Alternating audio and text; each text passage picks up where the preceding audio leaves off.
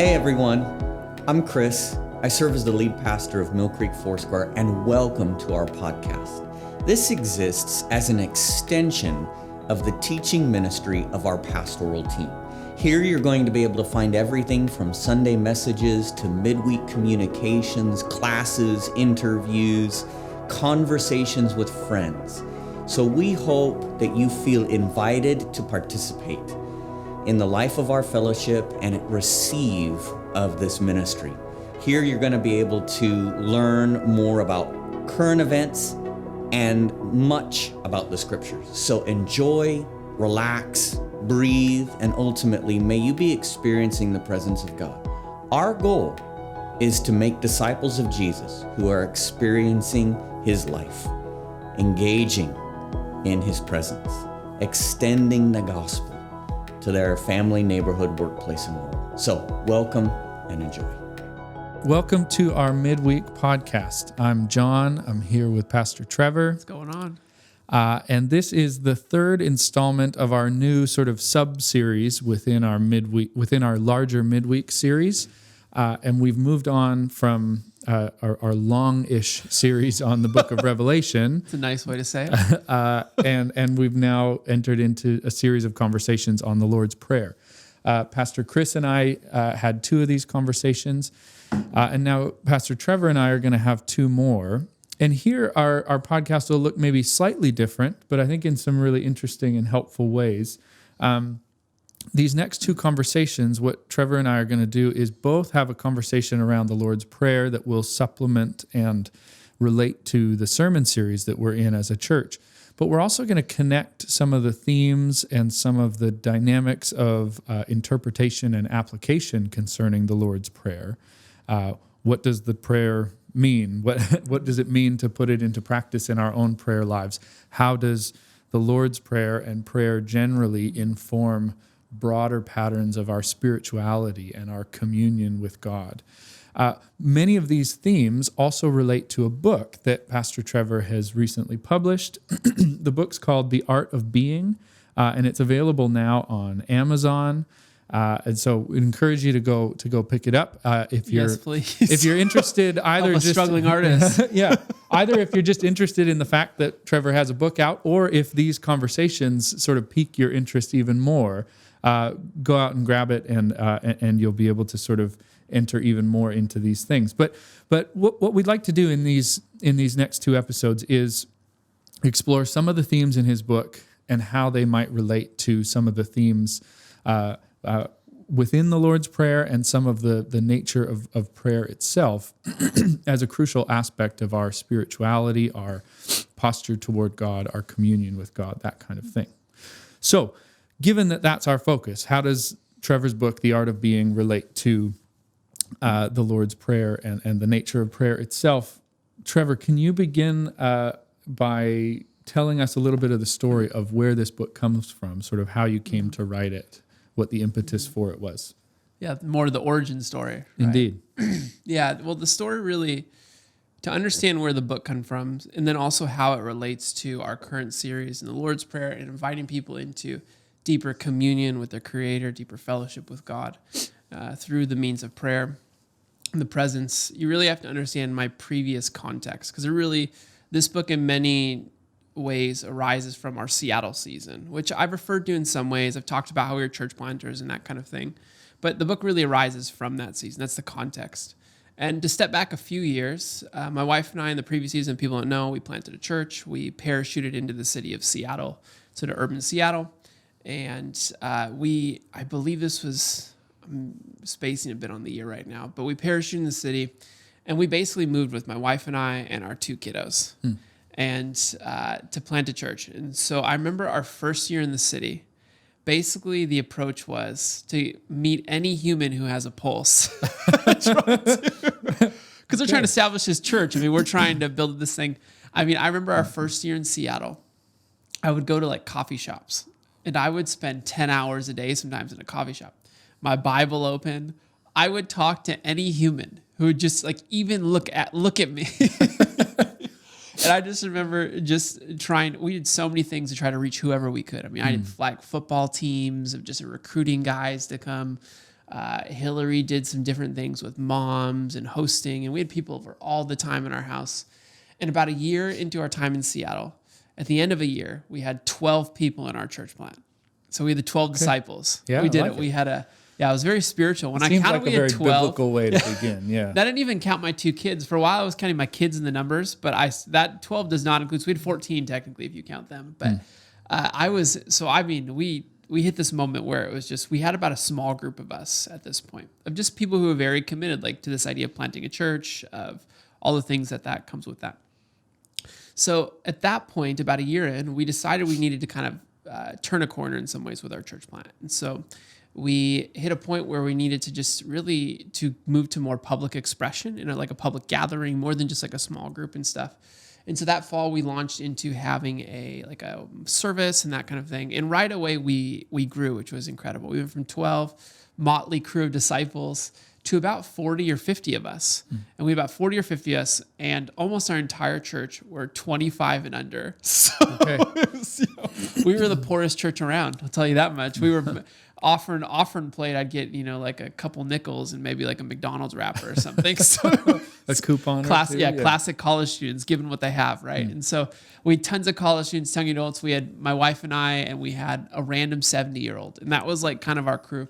But we were growing, and it was like incredible. And over that year, we ended up being given a building. So we had this building that we had to take care of, and multi-million-dollar building.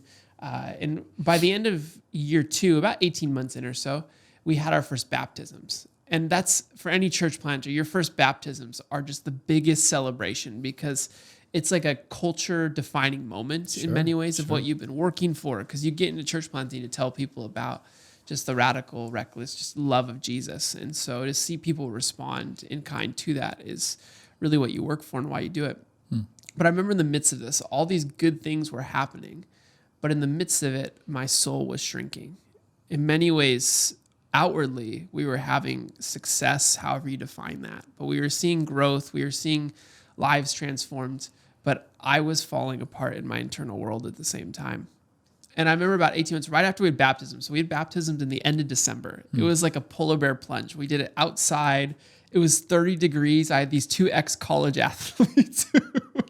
It was the water was legitimately 35 degrees because the heater stopped working. So this is besides the point. It just was hilarious because we were very poor. But we had the baptism. So we did baptisms. And then the next day, my wife and I, Hillary and I, left for Hawaii. One of the donors, a friend of ours, had paid for us to go to Hawaii. We had been talking, and he was like, you need a break. Like, you need to get away. And any parent knows, we had 2 young kids at the time as well. So we had 2 under 2. So it was just crazy. So my mom and her Grace took our kids for 2 weeks. And so we went to Hawaii.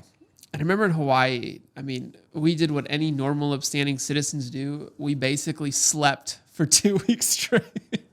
We need rest. And I remember every day, I'd go on like the patio, like outside of our door of our hotel room and stuff, and I would just sit out there. And we were right next to the water in Hawaii, and I would just pray and I'd meet with the Lord. And unfortunately, in many ways, this feeling of meeting with the Lord felt so foreign. Just stopping, just being, just listening. And I remember about a week and a half, and it took me probably a week just to slow down. Some of those times where it took me just the first half vacation just to stop.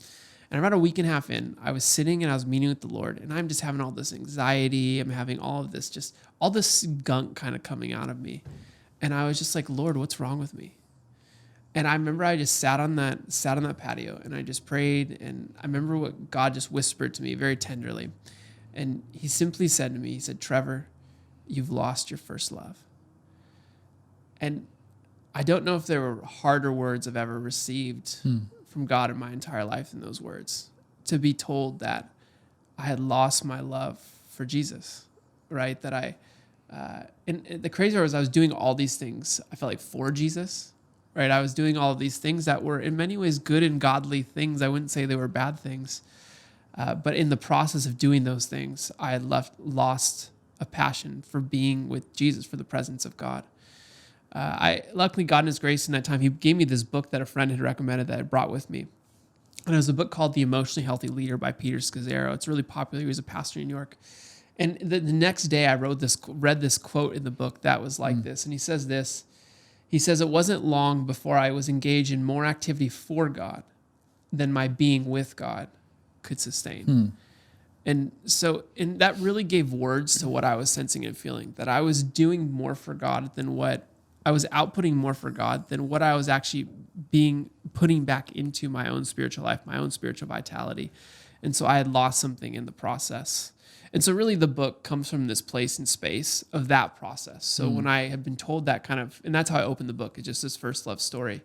But how did I come back from that and just kind of working through that process? And that's really the story of the book. Yeah, cool. Well, yeah, thanks for sharing that. And I mean, it certainly sounds like it would be a kind of emotionally, psychologically, spiritually kind of draining and challenging place to be in. Yeah. To sort of come to recognize that I've put so much effort, I've put so much time, I've put so much energy into this, and we're even accomplishing things. We're seeing fruit of it. Like there are so many elements of that seem, isn't it valid to do things for God? And isn't it good to see certain things that you sort of set your mind to or hoped would come about? And yet to recognize in the midst of that, what if in all of the busyness, in all of the attempting to accomplish certain things, I'm losing or have lost in some sense the point of it all. Yeah. I mean, yeah, it would be interesting to hear you kind of reflect a little bit on how exactly you did then come back from that. Because I could imagine some people, I'm thinking many of us not many of us have tried to plant a church like you and Hillary did. And yet I imagine that many of us can relate in some sense to the kind of feeling you describe. And I think that there's probably a temptation for many of us to, maybe this sounds harsh, but to sort of press on with the facade. Yeah. Do you know what I mean? Yep. You could have the Lord speak to you that way. You've lost your first love, or you could come to recognize it for yourself. And we still have this capacity sometimes to kind of go, yeah, but I'm just going to keep trying to make this stuff happen. So how did you enter into a different kind of process? Instead of just pressing on, what did you do to kind of respond to that? Yeah, and part of it can be the facade piece. Also, part is life happens, right? I mean, part of it was the church plant. Part of it was we had 2 really young kids. Any parent with young kids knows the challenge of that season. I was doing graduate school, so anyone knows going back to school, like the levels of just that come with that and that process. So I think there's layers here, right? Maybe it's not this very extreme version. I know my story is a very extreme version of this, right?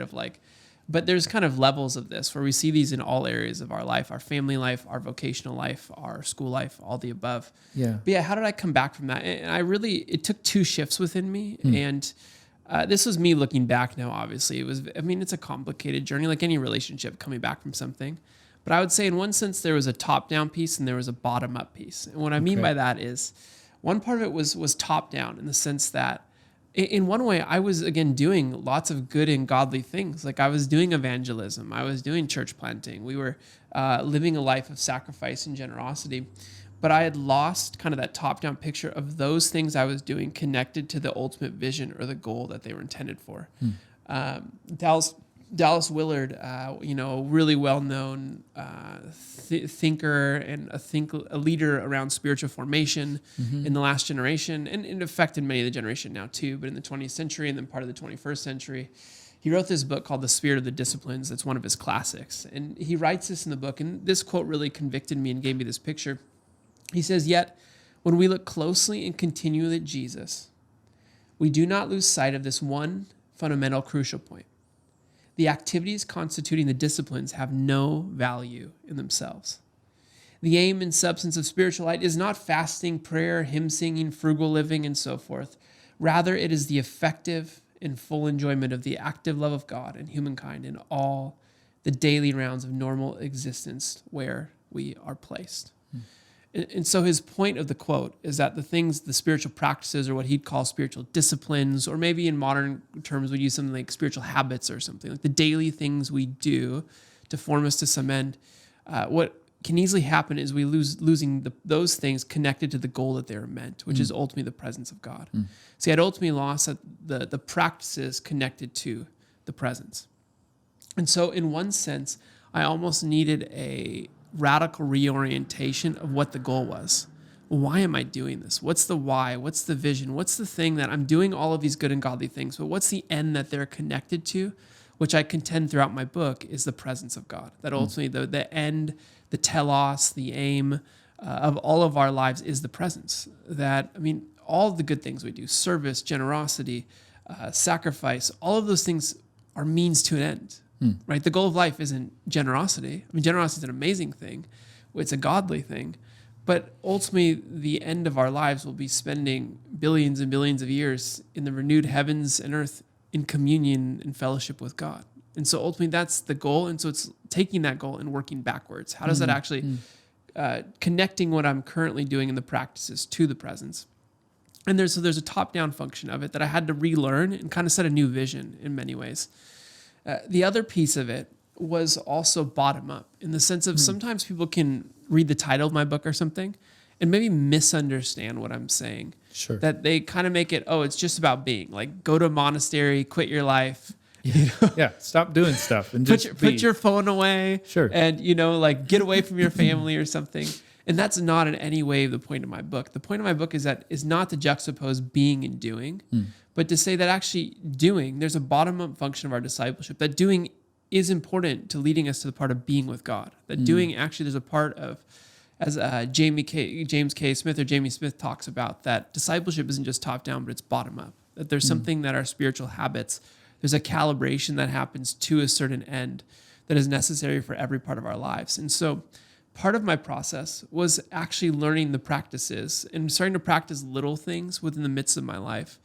When I got back from Hawaii, it's not like my life was all, roses and was incredible or something. And honestly, I didn't have a capacity to quit everything I was doing. I mean, I'm leading a church. I can't get rid of my kids. I'm 3/4 of the way through graduate school. It's not like I'm just going to stop now. But what it was seeing these little habits, these little practices, actually infusing them in the midst of my day. So it was a matter of 10 minutes here or there, recalibrating in the midst of what I was doing. And yes, eventually that did lead to some bigger changes in my rhythms of life and how I spent my time and other things. But in the beginning, it was simply just that act of little things over a long period of time that helped to reform my life to where I am now, to where I can come to a place now and say, I love Jesus more than I've ever loved Jesus. Like I'm in love with Jesus. I see him at work and his presence in the midst of my life. And it's not perfect. And I still struggle at times. Yet I'm not where I was before, and I'm on that, committed to that journey. And so in many regards, this is maybe an uncommon word for many of us, but maybe the Pentecostal tradition, but I had to learn, in one sense, a new liturgy, right? A new way of looking at my life. Now, again, this word liturgy, coming from our tradition at least, may seem like a strange word.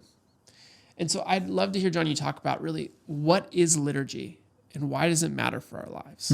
Yeah. Well, like you said, it might be a somewhat foreign word to many of us, or even a kind of scary, dangerous, or just even off-putting word for many of us. And Chris and I spoke about this briefly in in one of our first couple of conversations on the Lord's Prayer, because he spoke a little bit about, being formed primarily within a Pentecostal charismatic framework, and then coming later in life to sort of discover the power and beauty of liturgy and what it actually had to offer him as a follower of Jesus. The word itself simply, it comes from, the English word liturgy comes pretty much straight from a Greek word liturgia, or liturgia, which is a compound word putting together, a word associated with work or service, and then a word associated with people or a group of people or something like that. So in the New Testament, it can be used sometimes to speak about sort of rendering some kind of service or doing some kind of work for God in some way. But it can also be used in fairly sort of mundane ways to talk about sort of helping someone, performing a service for somebody. Even in ancient Greek culture, sort of not necessarily associated with the Bible at all, it can mean something like public service, a work done amongst a group of people or on behalf of a group of people or something like that. The word within a Christian framework and within Christian tradition over time comes to be used to speak quite specifically about a kind of order of service or a series of embodied practices that a community of faith engages in as part of their sort of service of worship to God. Like sort of what people think in like a higher church setting or something, you mean? Yeah, exactly. Exactly. So that's what it comes to mean in a sort of Christian framework or in the theological and ecclesial tradition.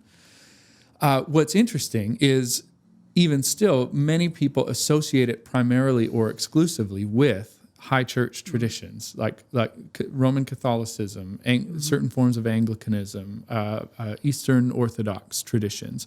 We might think of those as liturgical, and we might think about evangelicalism. Yeah, we're relational. We're kind of organic. And they're the structure. Exactly. Yeah. And so we have a tendency to do this, and to some extent, maybe it's understandable, right? We see certain expressions of Christianity or certain ways of doing worship, and we go, well, that looks really sort of structured and formal, liturgical. And then we see something like, the popular, a lot of the popular worship videos on YouTube right now have spontaneous worship moments, which feels like it's sort of the extreme opposite, right? Yeah. We've got sort of formality, liturgy, structure, that kind of thing, versus Maverick City. Yeah, exactly. Freedom, spontaneity, improvisation, people in beanies, kind of all the above. Yeah. I think the crucial thing to recognize is that while there are elements of that are simply true, right? Like our services just don't have certain things that many Anglican or Roman Catholic services would have. We don't wear certain vestments. We could work on it, though. We could ask Chris about wearing a robe. We certainly could. But I think there is a sense in which imagining that liturgy only happens in those contexts and not in others is a misconception, and it can be helpful to push against it a little bit, or to think through it a little bit more deeply, and to recognize there's an important sense in which we all engage in liturgies. I mean, if you think about the services that we have in our church, they do involve very specific practices that are there every time, and seem to have a really important function that, if they weren't there, we would miss something. If all of a sudden we went to church and it was like, oh, we're not going to sing today. We're just going to do some announcements and then have a really long sermon, or do some other stuff. People's dreams. It would be kind of, well, wait a minute, what's happening here, right? Yeah. Or if you think about the fact that we tend to do things in a certain order, there's a meaning to that. There's a purpose to it. There's probably a reason that every community sort of decides to do things in a certain order, and it tends to communicate something. For example, in Protestant and evangelical traditions, the sermon tends to be the sort of centerpiece. The proclamation of the word tends to be liturgically, whether we call it that or not, the centerpiece of the worship service. And so everything's sort of leading towards that. Music is sort of leading toward it. The service kind of comes to a climax there. If you worship in various other traditions, like some of the ones that I mentioned, and if any of us have sort of experience doing that, you might notice that often the service will be oriented around something else. There might be a 10 or 15 minute homily, like a much shorter exposition or proclamation of the Word of God in some capacity, but everything might be oriented more around the Lord's Supper or the Eucharist. So the point is that it's not as if there's just liturgical traditions and then non-liturgical or completely spontaneous ones, but rather every tradition, every expression of Christianity, perhaps every single worship service that ever takes place, has a certain form, a certain structure to it, and has certain practices within it that are important, that are oriented towards shaping this community of people in a particular way, or into particular kinds of people as followers of Jesus. So that's one thing to note, is simply what liturgy means, and the fact that we're all sort of engaged in it all the time. You mentioned, you certainly mentioned it in your book, finding the work of James K.A. Smith, a Christian author, helpful, and you mentioned it briefly a moment ago. One of the things that he does that's really helpful is he makes this point for us, but even broadens it beyond just worship services. So he kind of talks about it. He has a number of books where he talks about this. One called Desiring the Kingdom that's really helpful. He's got his cultural liturgy series. Yeah, and then there's one called You Are What You Love, where he gets into this stuff too, if people are interested.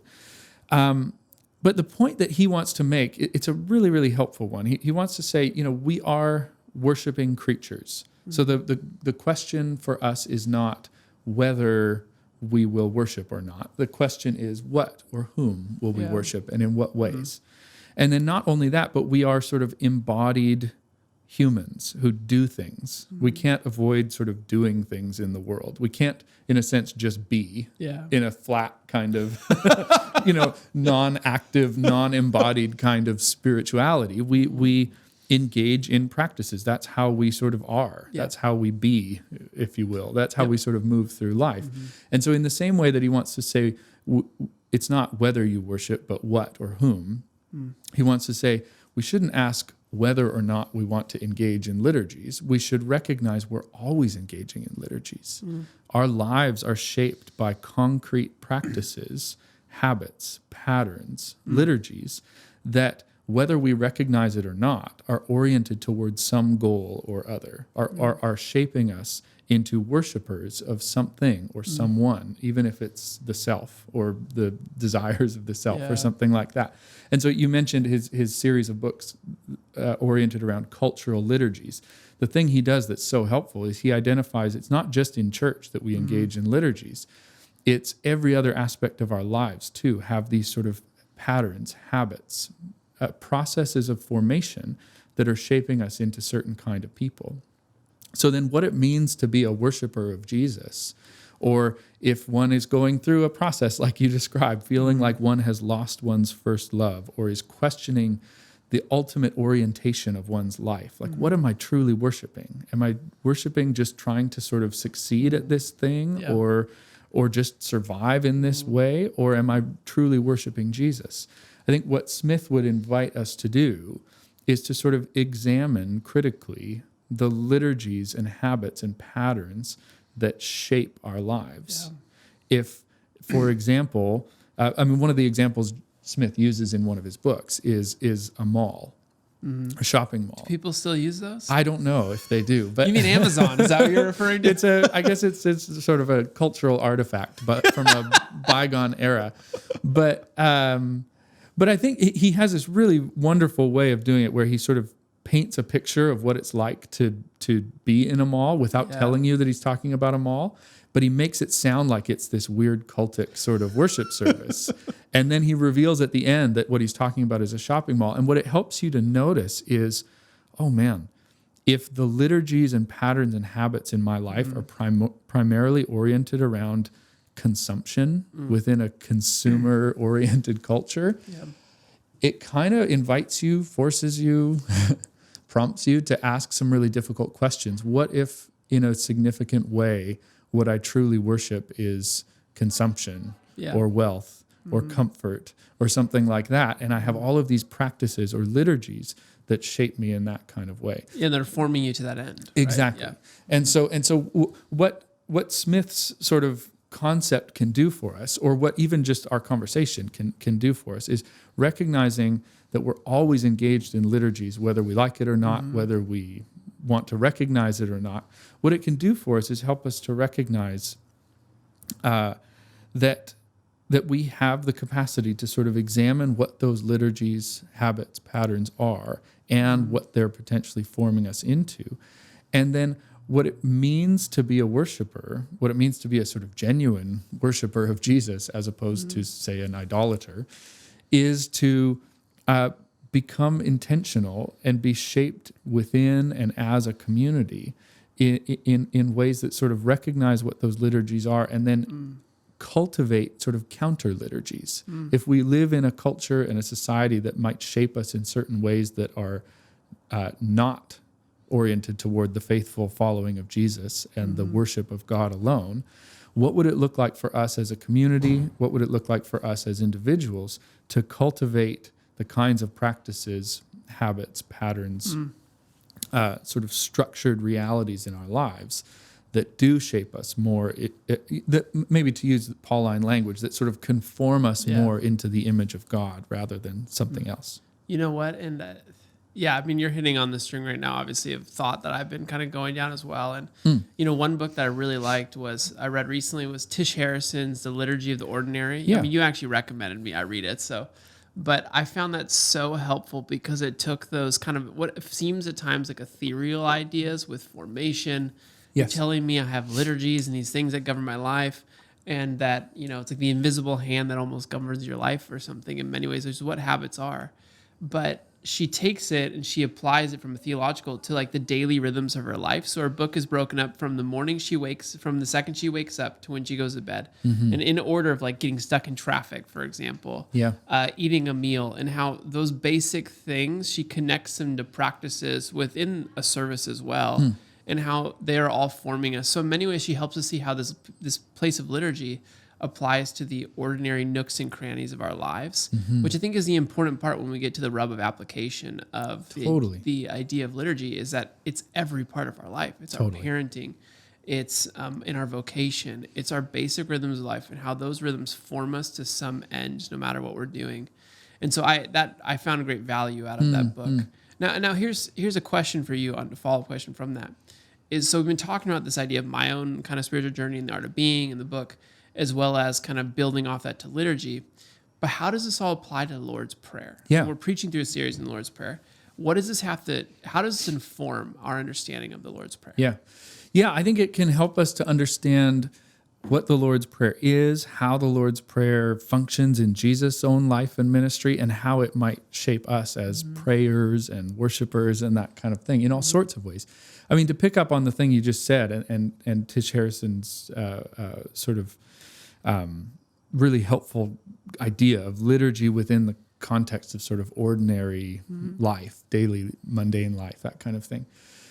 I mean, one thing it can do is help us to recognize that it's not as if we are just people who just move through life in kind of an abstraction and then sometimes decide to get spiritual or sometimes decide to worship something, right? It helps us to sort of ground, it helps to give us a more sort of holistic sense of who we are.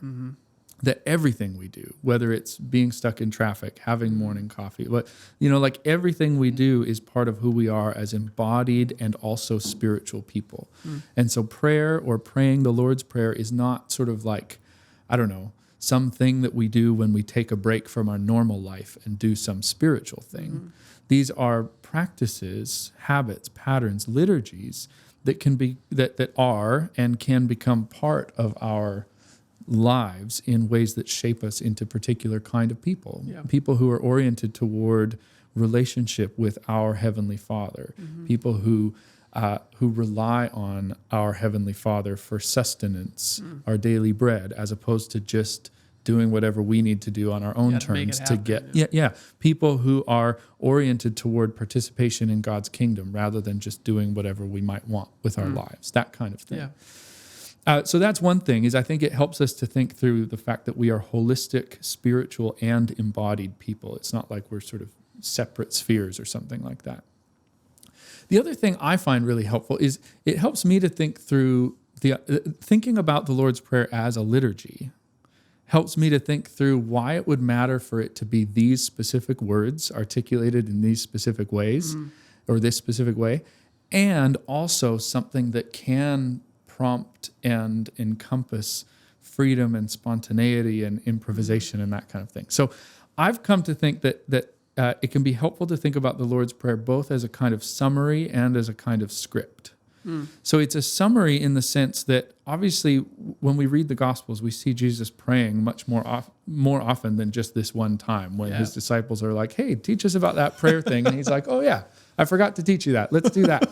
He's praying often, especially in Luke's Gospel. You see him sort of going off on his own to pray sort of all of the time. So one way of understanding the Lord's Prayer is not like these are the only words Jesus ever prayed or ever thought were important to pray, but rather it's like a summary or a distillation of this much broader prayer life that we see on display throughout the gospel narratives. You could think of it in that sense, as in this summary sense, as a little bit like when Jesus narrows down or boils down the entire Torah, the entire law, to these two great commandments. It's the SparkNotes version. Exactly. All your students would love that. Yeah, it's the SparkNotes version, but not in the but what the mistake students so often make is imagining that if you have the SparkNotes version, you don't need the whole thing, right? Wait, what? It's more helpful to think of it as like a telescope or an accordion, right? That can be distilled into these two. But not because only those two are important, but because those two are like the lens through which we see the purpose and orientation of all of the rest of it too. So you could think of it as a summary in that sense. But I think it's also helpful to think about the Lord's Prayer as a kind of script. So if you think about actors or actresses having a script, in a sense, in an important sense, a script is we have one for this podcast. We have a script. John, you're not supposed to show that. Yeah. It is specific words articulated in a specific order, shaped into phrases, sentences, paragraphs, that kind of thing. And there's a form to it, and that form and specificity is important. But in many forms of acting and performing, there's also a kind of freedom, right? There's a sense in which each actor or actress or cast is performing their interpretation of that specific script. And in many kinds of acting, there would be some room for a fair amount of improvisation as well. So that if I'm an actor, my sort of interpretation of the character might at certain points follow the script quite closely and might at other points begin to take on a life of its own as I sort of use the script to help me to kind of flesh out on my own terms what this character might do in this situation or how they might respond in that one. Or if you think about, I think a script is a helpful analogy, but also if you think about a musical composition, it has specific notes, specific phrasing, specific movements and parts and all of these. There's specificity to it. And yet each performer, each individual soloist, each symphony group that sort of performs a piece of music will, again, offer their own interpretation. And in some forms of music, it will involve some elements of form or structure, but also quite a bit of improvisation. If you think about jazz, for example, there's these jazz standards, which certainly have form and structure. There's a recognizable tune. Otherwise, we wouldn't call it a standard. We wouldn't know what tune. If it was completely improvised, then we wouldn't. But it has both a kind of structure and form and recognizable melody and tune and basic sort of theme to it, but also tons of room for improvisation, sort of based on that. So it's almost like an art and a science, right? That's what you're hitting on. Yeah, you could put it that way. There's like that tension with the Lord's Prayer specifically. And I guess, with formation in general, right, is kind of that invitation that formation, growth, our development is both and in some sense too, right? Where it's an art and it's a science, right? And there's some sense it takes structure, it takes habits, yet it also, there's like an artist and a brush, that there's a rhythm. And no, that makes sense. Yeah, and so I really like thinking about the Lord's Prayer that way because I think it helps me to do justice to the fact that on the one hand, these specific words are important. We can't just have Jesus sort of teaching his disciples and us how to pray in our scriptures and go, well, yeah, he said to do it that way and to use these words, but we want to have spontaneous worship moments like Bethel and Maverick do. So we're just going to do our own thing. Thank you very much. We can't, that's kind of a weird extreme, right? Yeah. But it maybe is also a weird extreme to say, well, he gave us these words. Yeah, only I don't these really words. think we can use any other ones. I think we have to use Matthew's version or Luke's version and sort of nothing else, right? Both of those are sort of silly extremes. But I think there's a sense in which recognizing the Lord's Prayer as a kind of liturgy can be really helpful for us to recognize that the specificity matters. The precise words that Jesus uses and gives to us matter. The precise order, as Chris and I talked about, perhaps matters because it first reorients us toward who God is and God's purposes, God's kingdom, God's will, and then toward our own sort of needs and desires and that kind of thing. But I think understanding it as a liturgy helps me to do justice to the fact that the precision matters, the specificity matters, the precise form and structure of the prayer matters, and I can use that as a liturgy, as a pattern, as a habit in my life that will shape me in a particular kind of way. But I don't need to sort of limit myself to just these words. I can take each word, each phrase in the prayer, and also extend it in all kinds of more spontaneous and improvising kinds of ways to say, okay, Jesus is teaching me to pray, your kingdom come. How might I flesh out that concept in all sorts of specific and unique ways in my own context, in my own sort of situation, that kind of thing. And so I find it helpful to think of it as a liturgy in that sense, using analogies like sort of as a kind of summary, but also as a kind of script that can sort of inform our lives of prayer, but also sort of shape us into certain kinds of people as prayers and as worshipers of Jesus. Well, and I think, again, that just ties into just what we're talking about with formation in general, right? That's the vision of formation, I would say, or our discipleship, our growth in Jesus, all of these things, our own personal liturgies, that picture of what you're kind of capturing and how we understand the Lord's Prayer, I would say in many ways applies across the board of our formation in the general too, right? Because there are practices, there's things we know we should do that are helpful for our lives that Jesus taught, but there's also a freedom there and a flexibility to how that kind of takes place and fits into whether you're a mom with young kids, whether you're a college student, whether all the above, that how those things kind of take, there's an art to it in some ways. And that's in many ways when I titled the book, The Art of Being, there's an art to it in some ways, but also my book, I talk about the science of it and habits and kind of this bottom up and top down. And in many regards, it's both and I think the Lord's Prayer, as you're saying, really gives us a launching pad to really live that and embody that. Yeah, that's a great way to put it, a launching pad. Almost like Chris and I might have used this metaphor in our conversation. We may not have, but you could think of it like an on-ramp to the sort of freeway of a life of prayer with God, right? Like it's good. This kind of, and I mean, I think maybe to kind of close our time, I wonder if this could be helpful to try to sort of think about where people might be at in their own sort of lives of prayer. I think that if perhaps you're in a place where you feel like your prayer life tends to have just sort of routine phrases and words and things like that, maybe it's the Lord's Prayer, maybe it's not. Maybe it's sort of the kinds of prayer we pray before bed or the kinds of prayer we pray before meals.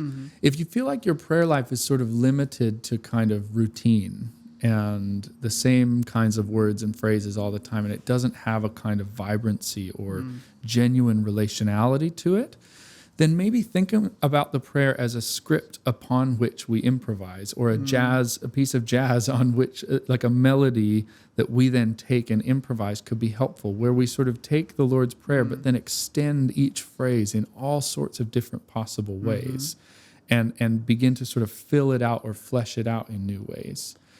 On the other hand, for those of us who might find our prayer life to be sort of, there's so much going on in the world. There's so much going on in my life. It's almost overwhelming to even think, what do I pray for? Do I pray for the things on my news feed going on in the entire world? Do I pray about every aspect of my current situation and my future that's uncertain and all of these things?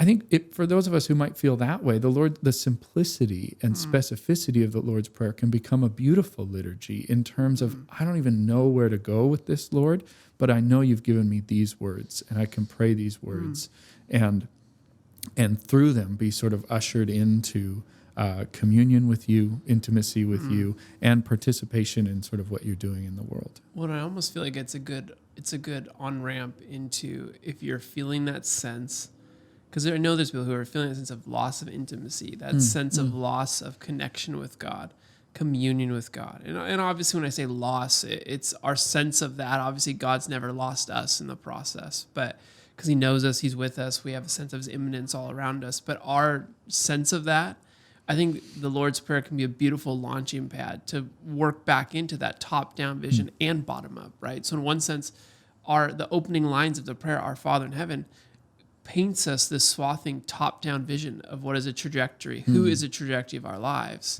Yet in another sense, the very words of it give us this bottom-up vision of formation and practice.